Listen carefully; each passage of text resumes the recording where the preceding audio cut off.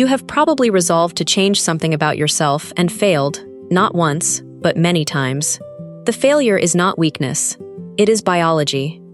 Most attempts to change a habit collapse within the first few weeks, and the explanation people reach for almost every time is, "I didn't have enough willpower." That explanation feels intuitive, but it's misleading in a specific and important way. Willpower isn't a fixed trait some people have more of than others. It's a finite, depletable resource, closer to a muscle that fatigues with use than a personality feature you either possess or lack. Every act of self-control, resisting a snack, holding your tongue in an argument, forcing yourself through a task you'd rather avoid, draws from the same limited reserve, and that reserve runs low over the course of an ordinary day full of decisions, stress, and minor frustrations.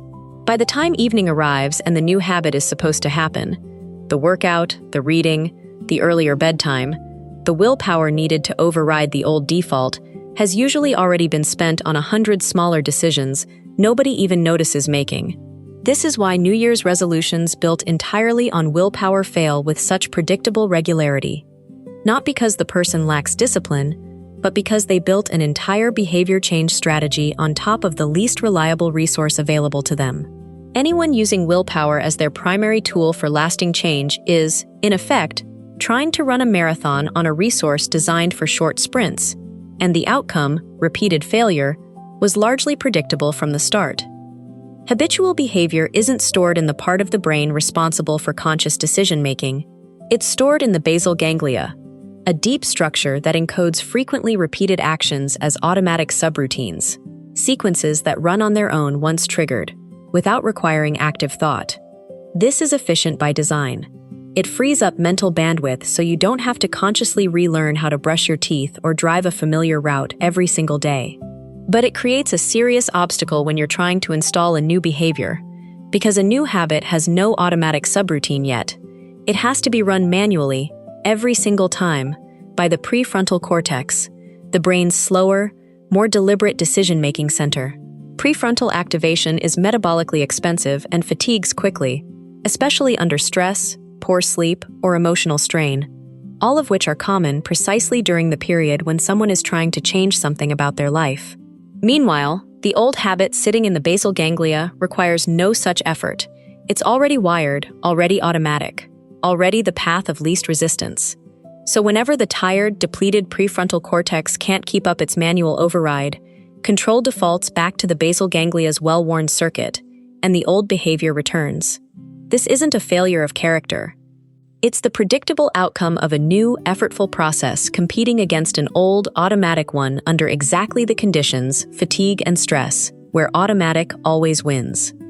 Motivation feels like it should be enough to drive lasting change, which is exactly why so many people build their entire strategy around it, and why that strategy keeps failing. Motivation is fundamentally an emotional state, not a stable resource, which means it rises and falls with things that have nothing to do with how much someone actually wants to change, how well they slept, how stressful their week has been, whether they're fighting with a partner, whether the weather is bad. A person can feel intensely motivated on a Sunday afternoon, plan out an ambitious new routine, and then wake up Monday to a stressful email, a bad night's sleep, and a mood that makes the entire plan feel pointless. Nothing about their underlying desire to change has shifted, but the emotional fuel they were relying on to execute it has evaporated, because that fuel was never reliable to begin with. Any system for change that depends on maintaining a certain emotional state in order to function will eventually meet a day when that state isn't available, and on that day, the system breaks. This is an inevitability, not a personal failing. Everyone experiences dips in mood, energy, and motivation as a basic feature of being human, and a change strategy that can't survive those normal dips was never going to hold up for the months or years that real, durable change actually requires. Failed change attempts tend to follow a strikingly consistent sequence, one that repeats itself with almost mechanical predictability, regardless of what the specific goal happens to be. It begins with a spark of inspiration, a bad medical result, a milestone birthday, a moment of clarity, that produces a strong resolution to change. That resolution runs entirely on motivation, which feels abundant in the first few days and carries the person through an initial burst of effort. Then, as normal life resumes and stress accumulates, the motivation predictably depletes, exactly as any finite resource would. Without motivation propping it up, the new behavior requires more conscious effort than the person has left to give, and the old behavior, automatic, effortless, already wired into the basal ganglia, quietly slides back into place. Shame follows almost immediately, a private verdict that they lacked the discipline or willpower to follow through, which feels awful enough that it temporarily spikes a fresh burst of motivation to try again, often within days. And so the cycle restarts from the top, inspiration to resolution to depletion to relapse to shame, sometimes dozens of times over the course of a person's life, with each round reinforcing the belief that the problem is personal weakness rather than a flawed strategy that was never built to survive contact with an ordinary week. Every time a change attempt collapses, it does more than just end that particular effort. It chips away at something called self-efficacy, the underlying belief in your own capacity to actually follow through on the things you decide to do. The first failed attempt might be shrugged off as bad timing. The fifth or sixth failed attempt starts to feel like evidence of something deeper, proof that this is simply who the person is, someone who starts things and doesn't finish them, someone who can't be trusted to keep a commitment to themselves. That belief becomes self-fulfilling in a very direct way. Once someone expects to fail at behavior change, they approach each new attempt with less conviction, quit at the first sign of difficulty because failure already feels inevitable, and interpret ordinary setbacks as confirmation rather than as the normal friction anyone would encounter. The damage compounds over years. A person who has cycled through the same failed resolutions repeatedly can end up more resistant to change in their 40s than they were in their 20s.